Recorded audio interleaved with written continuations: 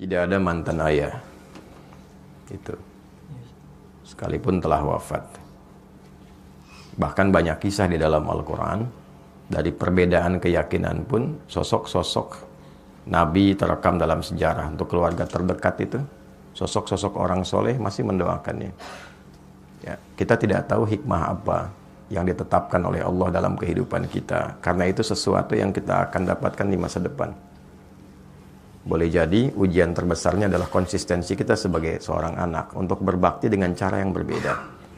Sepanjang orang masih hidup, jangankan ayah kita, paman kita, yang tidak ada hubungan dengan kita pun, dia masih punya peluang untuk jadi orang baik sebelum nyawanya sampai di tenggorokan. Betapapun sikapnya kepada kita. Anda kenal Fir'aun? Bilang kenal, saya pulang. Fir'aun itu Fir'aunnya, catat kalimat ini. Fir'aun itu, Fir'aunnya, tetap diberikan haknya oleh Allah sebelum nyawanya sampai di kerongkongan untuk mendapatkan hidayah berubah jadi orang baik. Cuma Fir'aunnya saja yang enggan. Fir'aun itu hobi bunuh orang. Yudzabbihuna abna'akum. Dan caranya mengeksekusinya dari bayi itu sudah dibawa oleh algojonya, dibanting, digorok berkali-kali sampai wafat di depan ibu yang baru melahirkannya. Memperbudak mengaku Tuhan, ana rabbukumul a'la. Dengan semua perbuatan itu, ia tetap mendapatkan haknya supaya mendapatkan cahaya hidayah hingga nyawanya sampai di kerongkongan. Ada doa yang disampaikan Nabi Musa untuk menghadap kepadanya, dikirimkan Harun untuk menemaninya, diberikan tanda-tanda kebaikan sampai ke ujungnya. Saya tanya, apakah ayah pernah bersikap seperti Firaun? Mengaku Tuhan? Tidak. Pernah bunuh orang? Ayah Anda tidak mengerjakan apa yang Firaun lakukan. Maka sepanjang ia tetap sebagai ayah Anda, minimal kita doakan. Itu hal terbaik yang mungkin, itulah yang bisa memberikan pengabulan doa dan jalan keluar dari apa yang kita rasakan selama ini. Untuk berdamai dengan nafsu kita, setidaknya melatih dengan doa terhadap hal-hal, sosok-sosok yang mungkin selama ini tidak ideal bagi kita. Dan itulah kehebatan dari Islam. Ketika mampu mengolah nafsu untuk bahkan mendoakan kepada orang yang menyakiti kita. Hadisnya jelas. Doakan bahkan orang yang mendolimimu, yang nggak kenal aja mendolimi. Nabi mengajak kita minimal mendoakannya. Umar itu kan masuk Islam ya karena doa Nabi kan. Umar itu kerasnya luar biasa. Dan cita-cita terbesarnya saat itu sebelum masuk Islam membunuh Nabi. Tangannya sudah terhunus pedang, mencari Nabi. Tapi dengan doa Nabi lembut hatinya, dan ternyata masuk Islam dan pembela luar biasa. Sepanjang Anda masih hidup, ayah Anda hidup ataupun telah wafat, ya masih punya kita satu kewajiban minimal dengan doa. Kalau Anda bisa menaklukkan keadaan diri kita itu, nanti penaklukan terhadap nafsu yang paling tinggi itu akan berpengaruh kepada nafsu yang lainnya. Untuk bisa mengendalikan hal terakhir yang mungkin tadi Anda katakan. Itu satu terkait dengan ayah. Yang kedua terkait dengan ibu. Kemuliaannya bahkan 3 kali disebutkan dalam hadis. Menjadi pembuka dalam ayat yang ibu disebutkan, ayah tak disebutkan. Wassaynal insana biwalidayhi hamalathu ummu. Abunya nggak disebutkan.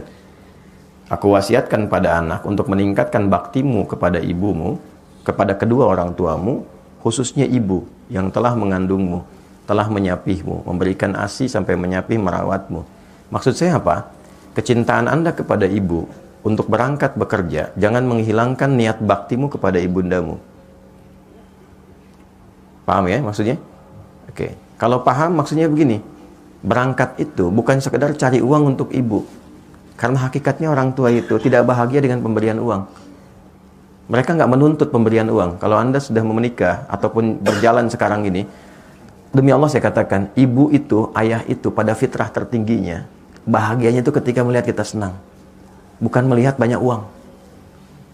Dengar aja kamu sehat, telepon, sehat mah, senang, itu bahagia dan luar biasa. Gitu.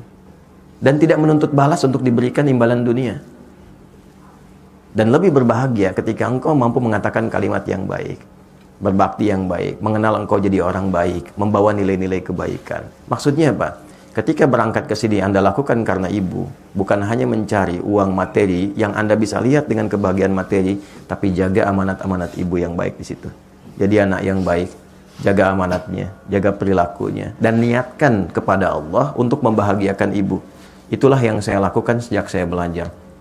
Mencari cahaya untuk kesendirian ayah di alam kuburnya, mencari kebaikan yang bisa membahagiakan ibu selama hidupnya. Dan itu yang diberikan oleh Allah pada kami saat ini. Jadi kalau Anda lihat saya seperti sekarang, Itu karena cinta saya kepada ibu, sayang saya kepada ayah. Saya bisa menghafal Quran itu, memegang mushaf yang ditinggalkan ayah, menghadap ke kiblat dan berdoa.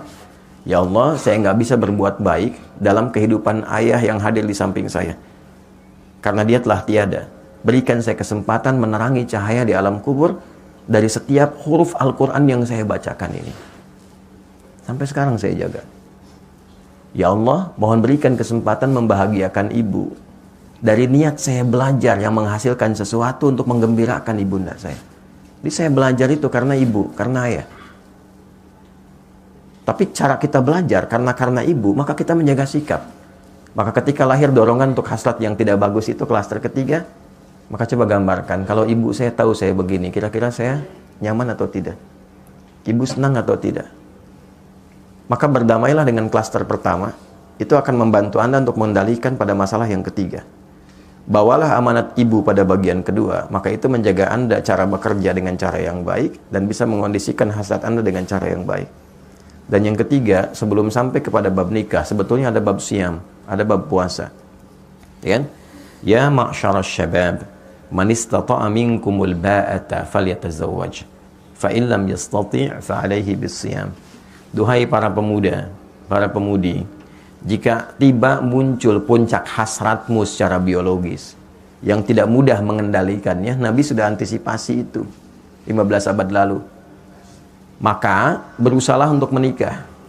Kalaupun belum ada kemampuan untuk itu, bukan hanya kemampuan material, ya, kemampuan emosional, kemampuan memanage waktu dan seterusnya, maka fa'alaihi bisyam, paksakan dirimu untuk melatih puasa. Puasa. Ya, puasa itu paling efektif. Puasa itu meningkatkan taat, mencegah maksiat. Ketika Anda melakukan tindakan itu untuk memuaskan hasrat, tapi ketika sedang puasa, itu Anda tahan. Minimal takut batal puasanya. Nah, terus melatih itu sampai kemudian ada pengendalian yang terbiasa walaupun tanpa puasa. Lakukan itu di awal dulu demikian. Puasa, puasa, puasa. Sebulan penuh puasa. Untuk Ramadan kan? Nah, waktu Ramadan kan tidak dikerjakan. Kenapa? Saat puasa kan? Nah, maka bawa itu dalam kondisi sekarang ini. Walaupun tidak Ramadan, Senin dulu, Kamis dulu, latihan dengan 2 tadi tambahkan. 1 klaster pertama berdamai dengan masalah awal Anda.